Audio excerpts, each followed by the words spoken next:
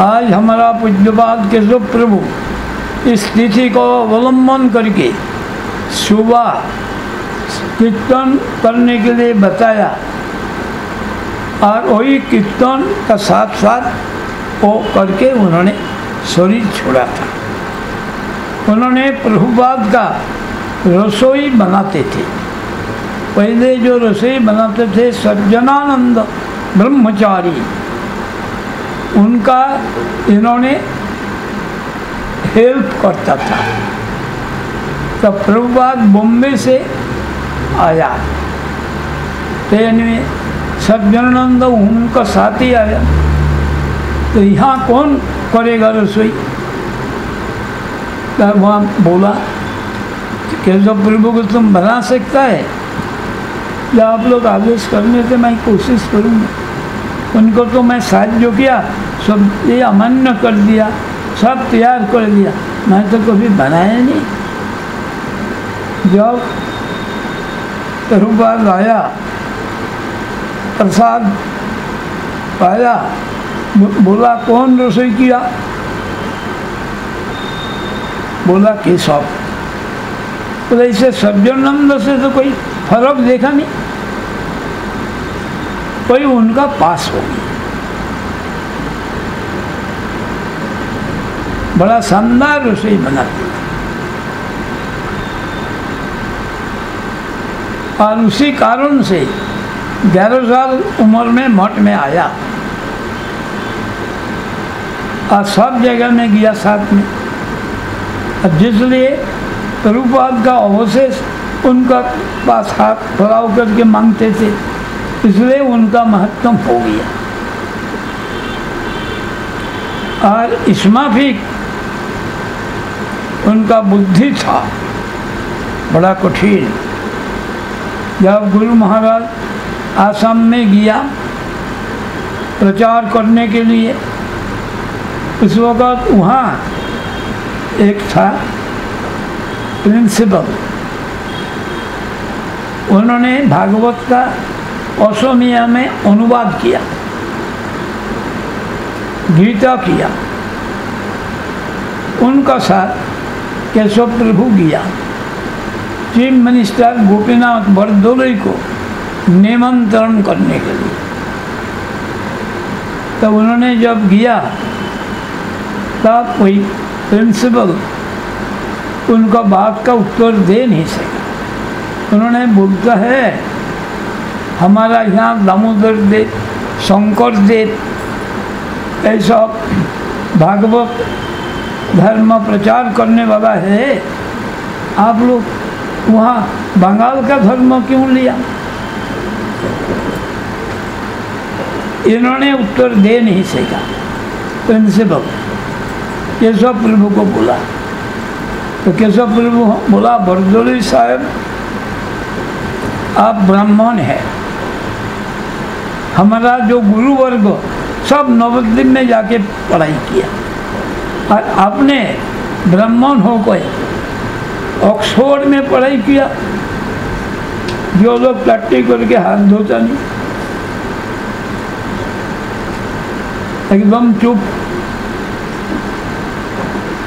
वो क्या हुआ, ये लोग तो रिक्शा में आएगा, वो गाड़ी में फट से गुरु जी के पास पहुंच गया।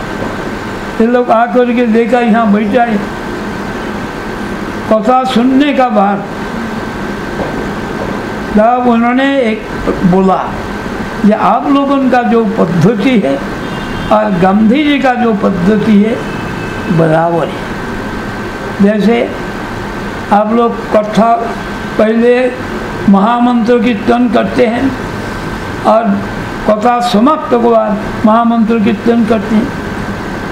गांधी जी भी रामधुन करके भाषण देते और बाद में रामधुन करते थे। तो गुरु जी ने इसका उत्तर दिया कि गांधी जी का जो प्रोसेस और हमारा जो प्रोसेस ये वर्टिकली ऑपोजिट। इसलिए यंग इंडिया पत्रिका में वो गांधी जी बोला उनका रामधुन में इतना प्रीति है तो आई कैन सेक्रीफाइस रामधुन फॉर माई कंट्री। वो कंट्री का प्रति प्रेम समझाने के लिए बात बोली। और हम लोग क्या है, आई can sacrifice my country for love, इसलिए वर्टिकली ऑपोजिट।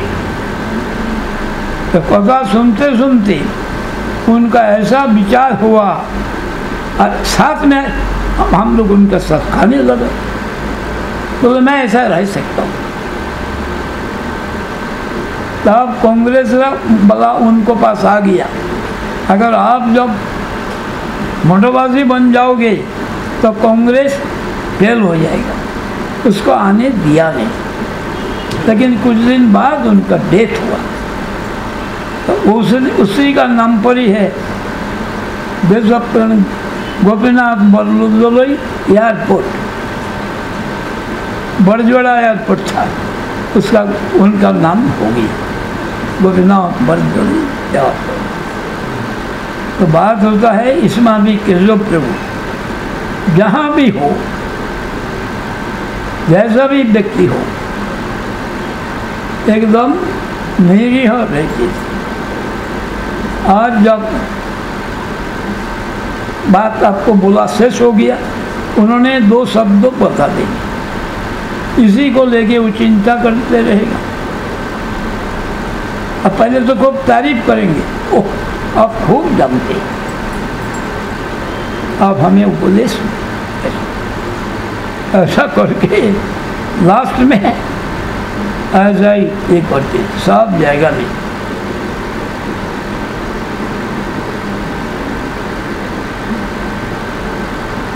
एक दफा ऐसा एक करते थे, खूब तर्क करते थे, बात बोलने देता नहीं। और केशव प्रभु उनको तारीफ करके रोज आते आते उनका मस्तक मंडन करा।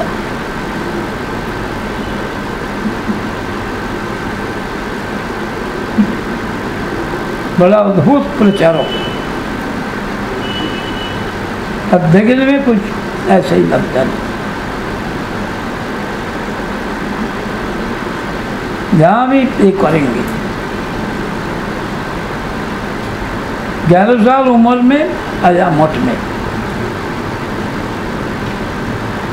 उनका पिता उनको लेने के लिए आया, ये है पंचायत का प्रधान, बोलता है गांव बूढ़ा। कौन ले गया, मैं उनका साथ विचार करूँगा। यहाँ आया, ये बड़ा बड़ा व्यक्ति को साथ दर्शन करके उनका ऐसा बुद्धि हुआ। महाप्रभु का आविर्भाव तिथि में सब लोग, बहुत से लोग मुंडन किया, हरि नाम लेगा, इन्होंने भी मुंडन कर लिया। तो मठ वाला बोलते हैं यहाँ ऐसा नहीं, मुंडन करके बैठ जाने से ही हरि नाम होता नहीं। आपको सिगरेट पीने का आदत है, इससे क्या है, छोड़ देंगे। तो मठ वाला तो उनको नाम लिखा नहीं, तो बात सुना, सुन के बोला क्या बोलता है, तो समझाया यही बोल रहा है, उनको हरिनाम। लेकिन इतना दृढ़ है और कभी भी हाथ लगाया नहीं। तो प्रभुपाद तो समझ लिया, इतना आदमी 10 साल है मठ में, कोई आसाम का ही है, उनका भिक्षा दिया नहीं। और इनको कैसे दे दिया,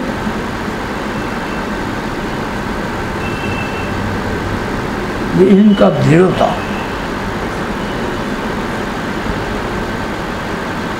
बड़ा कठिन।